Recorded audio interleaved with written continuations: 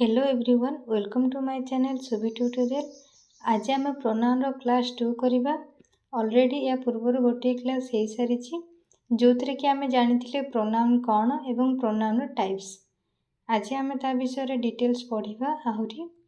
तो ता पूर्व जो मैंने क्लास 1 टी को देखी ना आपण मैंने सर्वप्रथम जाकि क्लास 1 को देखी दिंतु जहाँफल आपण मानकर डाउट टी क्लीयर हो प्रोनाउन कौन। एवं जो मैंने मो चैनल नुआ अच्छा दयाकोरी चैनल टी को सब्सक्राइब करके ऑल नोटिफिकेशन टी को ऑन कर दिए। तो चलते पढ़ा स्टार्ट करवा। एबे आमे पढ़िबा कौन ना पर्सनल प्रोनाउन। पर्सनल प्रोनाउन रो मु प्रीवियस क्लास रे कहितली तो आज मध्ये आ टिके कहि दउची। हमर दीटा थाए नॉमिनेटिव केस एवं ऑब्जेक्टिव केस। नॉमिनेटिव केस रे जहा थिबो तार ऑब्जेक्टिव केस टा कोन हो। नॉमिनेटिव केस माने कोन जेते बेले गोटे सेंटेंस टा सब्जेक्ट रु स्टार्ट होते आ ऑब्जेक्टिव केस माने जेते बेले गोटे सेंटेंस टा ऑब्जेक्ट माने सब्जेक्ट टा ऑब्जेक्ट हिसाब रे कार्य करे सेते बेले ता कोन कहछि ऑब्जेक्टिव केस। तो आई रो ऑब्जेक्टिव केस हबो मी, सी रो हर, दे रो देम, वी रो अस, ही रो हिम, इट रो इट ही रहइबो, यू रो यू ही रहिबो। तो यार केते सारा रूल रही। तो आमे गोटे गोटे करी एबे डिटेल्स पढ़िबा। तो देखो पिले माने रूल 1 कौन कहूछि ना verb is preceded by the nominative form of pronoun and followed by the objective case। तो verb टा जदि nominative form pronoun रो nominative form द्वारा प्रिसीड होछि हेले मध्य से कौन फॉलो करिवो ऑब्जेक्टिव केस को फॉलो करिवो। तो तुम माने एमती कहिले बुझी पार नथबो। एबे सेंटेंस देखो जेमती कहिला आई टीच हिम। तो याको एटा एक्टिव वॉइस अछि जेते बेले आमे पासिव वॉइस कर देबा एठी हिम टा कोन हे जिवो ता बदल रे ही इज टीच रो कोन हे जिवो टॉट बाय आई रो कोन हे जिवो मी। तो देखो एठी ही रो हिम हे छि आई रो कोन हे छि मी हे छि। तो एटा एक्टिव पासिव जेते बेले मु तुमको आगो को पढ़ेबी आपण माने डिटेल्स जानि परिबे। तो आपण माने खाली एबे एति कि बेसिक किछ किछ जानि थांतो। नेक्स्ट रूल 2 कोन कहूछि if all the 3 person or 2 out of 3 person come in a single sentence the order is 2 3 1। तो एडा कौन कहूछि देखो तमे भाबतो ए 2 3 1 कोन हमर केटा पर्सन रहिछि ना तीनटा first person second person third person. तो फर्स्ट पर्सन रे की रहछि I, second person you, third person रे आई यू छाड़ी कि जहाँ भी रहिला से सब कोथरे जीवो थर्ड पर्सन रे जीवो। तो एटा तमे बुझी पालो। तो एठी फर्स्ट पर्सन को 1 ने जी, सेकंड पर्सन को 2, थर्ड पर्सन को 3। तारे देखो तमरा रूल 2 कोन कहूछि if all the 3 person or 2 out of 3 person come in a single sentence. तो से गोटे सेंटेंस रे कोन थिबो ना तीनटा जाक पर्सन थिबो किबा तीनटा भितर जे कोनोसी दीटा थिबो ताहले तमे सेटा केमति लिखिबो फर्स्ट रहइबो सेकंड पर्सन तापर रहइबो थर्ड पर्सन तापर रहइबो फर्स्ट पर्सन। जेमति देखो ए सेंटेंस रे you he and I shall study for the exam. तो फर्स्ट एटी देखो कहा को रखिछि सेकंड पर्सन, नेक्स्ट आछि थर्ड पर्सन तापर आछि फर्स्ट पर्सन। तो एई भली भाबे रहइबो जदि गोटे सेंटेंस रे तीनटा जाक अछि पर्सन ताहले केमति ऑर्डर रहइबो 2 3 1 और फर्स्ट रहइबो सेकंड पर्सन देन रहइबो थर्ड पर्सन तापर रहइबो फर्स्ट पर्सन। तो आशा करछि बुझी पारे माने करबे सेकंड पर्सन नाही थर्ड आ 1 अछि तो प्रथम के रहइबो थर्ड पर्सन नेक्स्ट रहइबो फर्स्ट पर्सन। तो बुझेला। नेक्स्ट देखो रूल 3 कौन कहूछि if all the 3 person or 2 out of 3 person come in a single sentence and something wrong is talked about or some mistake done by the person has been accepted the order is 1 2 3।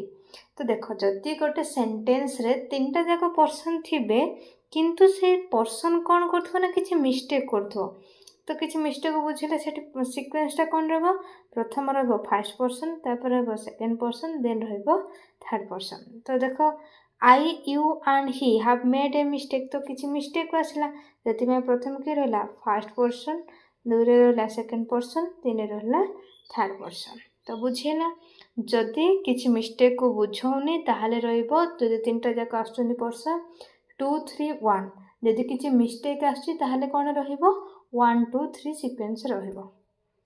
Next देख rule 4 कौन कहूँ if pronouns are in plural form the order should be 1 2 3 कौन कला जदि प्रोनाउनटा plural form रे थिबो ताहले तार सीक्वेंसटा मध्ये केमति रहबो प्रथमे first person then second person then third person जेम देखो we first person you second person they third person तो एमती सीक्वेंस रे रहबो जते प्लूराल फॉर्म रे थिबो आ सिंगुलर पिला तो म आगु तुमको प्रीवियस क्लास रे कहि दैछि जो मानको सिंगुलर एवं प्लूराल रे डाउट अछि से माने प्रीवियस क्लास प्रथमे देखि दियंतु देखो रूल 5 कौन कहूँ ना an objective case comes after let like between and but except and all preposition तो जेतिक भी प्रिपोजिशन अच्छी तापर जहाँ भी आसीबो नॉमिनेटिव केस न रही कि ऑब्जेक्टिव केस रहबो जेमति देखो first example let me do this work तो एठी कौन रही प्रिपोजिशन लेट तो लेट पर कौन रही देखो मी एठी किंतु लेट आई रहीनी कहीं जदि आई नॉमिनेटिव केस किंतु तो हेनी जेहेतु आम कहे ऑब्जेक्टिव केस हम से कौन लगी मी लगी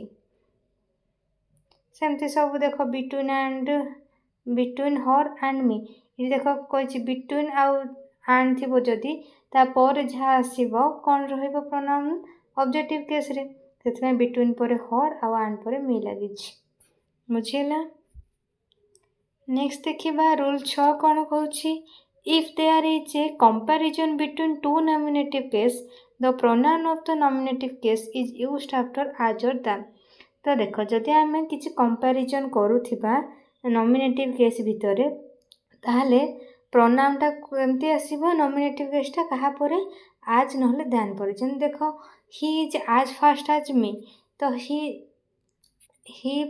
इज आज फास्ट आज तो आज पर देख कौन लगी मी ऑब्जेक्टिव केस कि जोटा कि कौन हम भूल हम कहीं आमर ये कौन हम आज कि दैन पर कौन आसो नॉमिनेटिव केस आसो ही इज आज फास्ट आज कौन रही तो बुझेगा सेमती दैन पर I run faster than him ये ऑब्जेक्टिव केस कि दैन पर ऑब्जेक्टिव केस तो हेनी से कौन है भूल तो यार करेक्ट कौन हम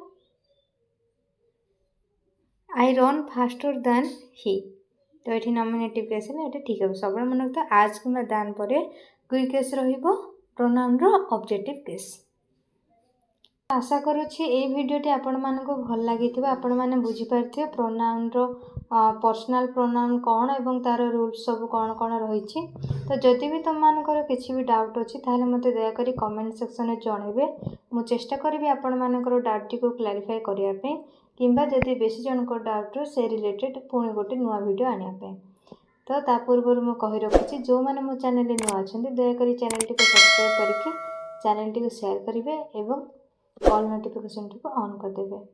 धन्यवाद।